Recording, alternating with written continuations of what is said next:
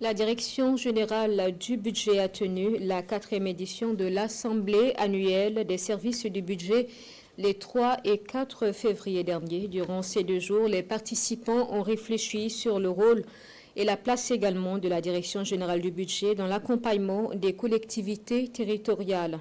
La cérémonie de clôture de l'activité ce 4 février avec Konsoun Koulibaly et Romial Patrice Toé.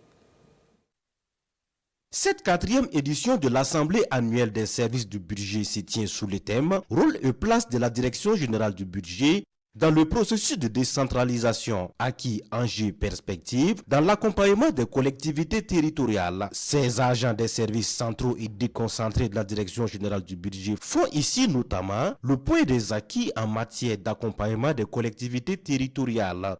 Les participants reviennent également sur les obstacles qui entravent le développement des communes.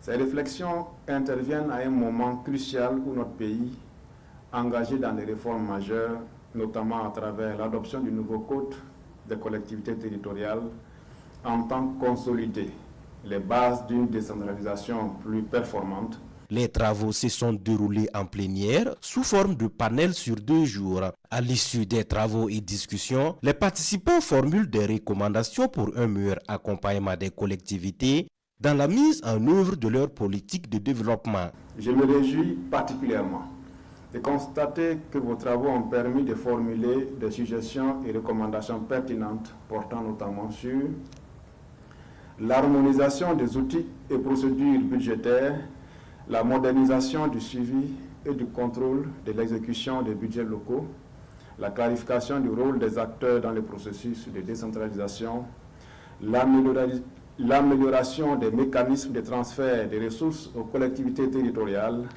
le renforcement des capacités techniques de la DGB et des acteurs locaux, la consolidation de la synergie entre la DGB, les autres structures du ministère de l'économie et des finances et les acteurs locaux.